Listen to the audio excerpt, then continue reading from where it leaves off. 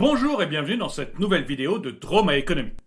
Aujourd'hui, je vais vous parler de la baisse des prix de l'immobilier. Les Desnoirs sont un couple qui travaille dans Paris, mais qui, comme beaucoup, habite un petit peu loin de Paris, en deuxième couronne. Du coup, chaque matin, ça leur fait une bonne heure de trajet pour aller travailler. Et Daisy n'en peut plus. Daisy Desnoirs aimerait pouvoir trouver un appartement à Paris. Seulement voilà, les prix de l'immobilier sont absolument fous. Selon les notaires français, les prix de l'immobilier à Paris sont en moyenne de 10 850 € le mètre carré en novembre 2020. Et pour Daisy, comme pour son mari, c'est impossible d'imaginer pouvoir acheter quelque chose à ce prix-là. Ceci dit, puisqu'elle écoute Drôme à économie depuis quelque temps et qu'elle a confiance en ce que je peux dire, Daisy sait que les prix sont surévalués et que le Covid a entraîné plusieurs modifications sur le marché de l'immobilier en France. Et cette tendance, elle nous est confirmée aujourd'hui par deux études. Tout d'abord, l'étude de Haussmann. Haussmann, c'est une agence immobilière en ligne qui compile régulièrement les datas dans les grandes villes de France. Et ce qu'a constaté Haussmann, c'est que le prix moyen au mètre carré sur les différents portails d'annonces immobilières sont en baisse de 2% début 2021. Alors ce sont les prix affichés sur les annonces immobilières, ce n'est pas les prix après négociation. Mais c'est déjà une première indication qu'il y a pas mal de valeur. Et il y a une grande différence selon les arrondissements. L'arrondissement le plus cher, c'est clairement le 6e arrondissement, avec un prix moyen au mètre carré aux alentours de 15 000 €. Et l'arrondissement le moins cher, c'est le 19e arrondissement, avec un prix moyen au mètre carré en dessous des 9 000 €. On a des prix très chers sur un marché de pénurie, c'est normal et ça ne fait pas les affaires de Daisy.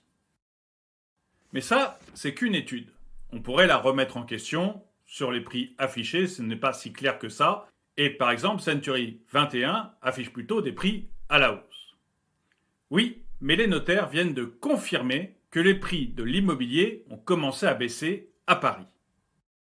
Les notaires, eux, vont se baser sur les avant-contrats. Et ils voient un recul des prix dans la capitale. Le prix moyen au mètre carré, selon les notaires, devrait baisser de 1,7% en février. On est donc sur quelque chose totalement en ligne avec les 2% que nous indiquait Haussmann. Et ça, comme j'ai pu le dire dans une autre vidéo, c'est lié au Covid qui a engendré le fait que les entreprises passent de plus en plus au télétravail. Et du coup, les Parisiens se détachent de plus en plus de la capitale. Résultat, les transactions ont baissé de 4% sur un an au niveau français, mais de 18% sur un an sur le marché parisien. Moins de transactions, ça veut dire que des personnes qui sont pressées de vendre vont devoir baisser leur prix. Ce que l'on dit souvent, en tout cas c'est le cas en bourse, c'est que quand les marchés ont fini de monter, ils font un plateau et ensuite ils baissent. Et je crois qu'on voit ça dans le marché parisien.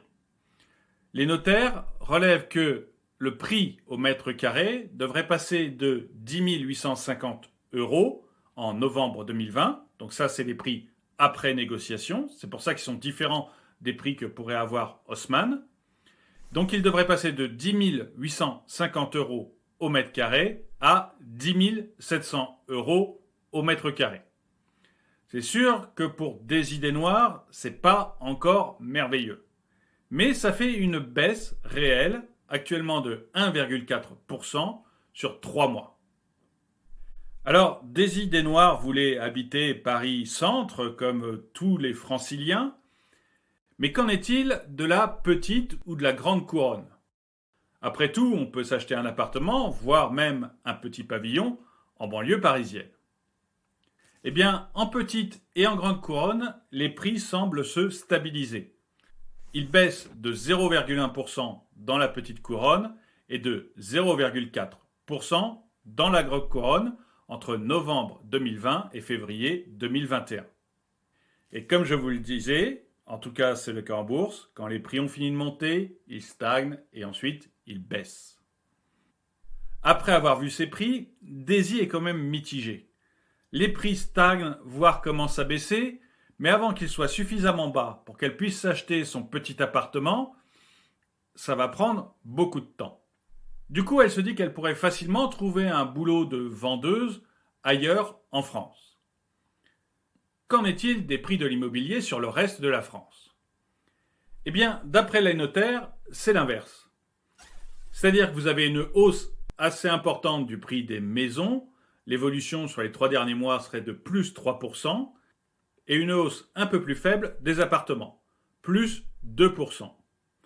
Ceci dit, la situation commence aussi à se calquer sur ce que l'on voit à Paris. C'est-à-dire qu'en février, la hausse devrait être juste de plus 1,5%. Du coup, Daisy peut espérer que les prix se mettent à stagner avant de baisser.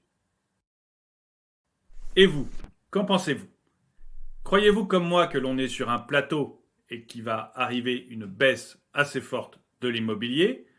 Ou pensez-vous que c'est juste une respiration avant une nouvelle hausse ? Dites-le moi dans les commentaires. Merci d'avoir regardé cette vidéo, mettez-lui un pouce vers le haut, commentez-la, partagez-la. Merci à tous ceux qui m'aident sur Tipeee et je vous dis à très bientôt.